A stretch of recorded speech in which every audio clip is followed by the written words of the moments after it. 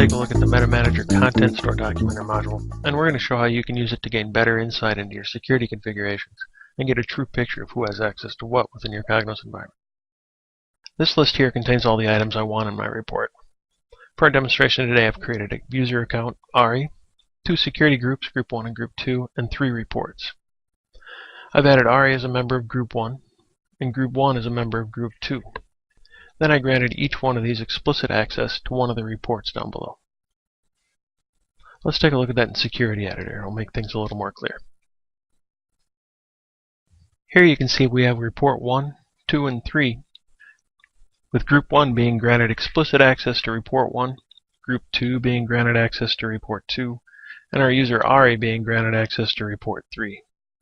Over here on the right, you can see Group 1 has a single member, ARI, and Group 2 is a single member, Group 1. Because Group 1 is a member of Group 2 and ARI is a member of Group 1, ARI has an implied membership in Group 2. Let's return to Content Store Documenter. In the bottom of the screen, you can see I've selected default name, members, and policies for the properties to include in my report. Members will show me who's a member of each of the groups, and policies show me who has permissions for each one of the reports. Let's go ahead and generate our document. Once our document is open, we'll see ARI at the top, with Group 1 and Group 2 below. And in Group 1 we see that ARI is a member. In Group 2 we see Group 1 is a member. And if we scroll down to our reports, we can see that Report 1 has policies for Group 1, granting it access. Report 2 has policies set up for Group 2, granting it access. And Report 3 has policies for ARI, granting him access. Now this works fine for showing me who I've granted explicit permissions to or who I've granted explicit memberships to, but it doesn't give me a full picture of the security environment. For one thing, it doesn't show me any of the implied memberships. So even though ARI has all the permissions from Group 1 and Group 2, he's only explicitly defined as a member of one group and given explicit permissions for one object, while in reality he has 2 memberships and permissions for all 3 reports. It also doesn't give me an easy way to see all of the groups that a user may belong to. For example, I can see all of the members of a group and pretty easily get all of their members and so on, but there is no way to say show me all the groups that this account is a member of.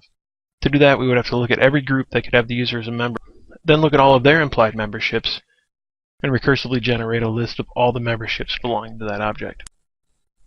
Let's go back to Content Store Document. Let's make a couple of changes in here and try it again. First, I'm going to change the name of my output to Demo2. I'm going to remove the reports because we're not really going to change anything about those and we already understand the security that's been applied. And I'm also going to check this box right here to document memberships. That enables this option down here to tell it where to search for those memberships. Most organizations secure their IBM Cognos environment using the groups and roles within the Cognos namespace. If you use groups and roles from other namespaces to restrict access to your objects, you're going to want to drop this down and select No, objects are secured using groups and roles from external namespaces. In most cases, you're going to want to leave this at the Cognos namespace only, which will be a much faster process. Let's go ahead and create our document. You'll notice a few changes to our document. First, we have the Member Of section. In this case, it shows that ARI is a member of Group 1, and Group 1 is a member of Group 2, and Group 2 is a member of nothing. But it still doesn't give me a true picture of the security environment. Because Group 1 is a member of Group 2, ARI is an implied member of Group 2, and therefore inherits all of the security permissions that that group has. This doesn't give us any indication that that's the case. Let's go back to Content Store Documenter. Let's make a couple other changes. Here we're going to click the Expand Memberships. What this is going to do is it's going to expand my membership list to include all of the implied memberships along with the explicit memberships we saw in the last report. I'm also going to go ahead and change my output to Demo3. Now let's click Document.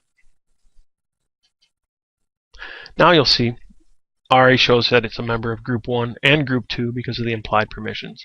Group 1 still shows only a member of Group 2, and Group 2 still is a member of nothing. This is a step closer. It gives us better insight into our security configuration, but it still doesn't tell me who has access to what. To see that, I would have to go to every object in the Content Store and compare my list of expanded memberships against its list of permissions and see if there are any matches. Let's go back to Content Store Documenter one more time. And let's check these 2 options over here.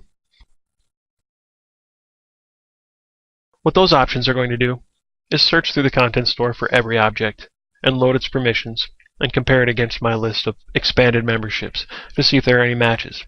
And then it's going to show me any matches that it finds. So with those boxes checked, let's go ahead and change the name of our document one more time. And let's click Document.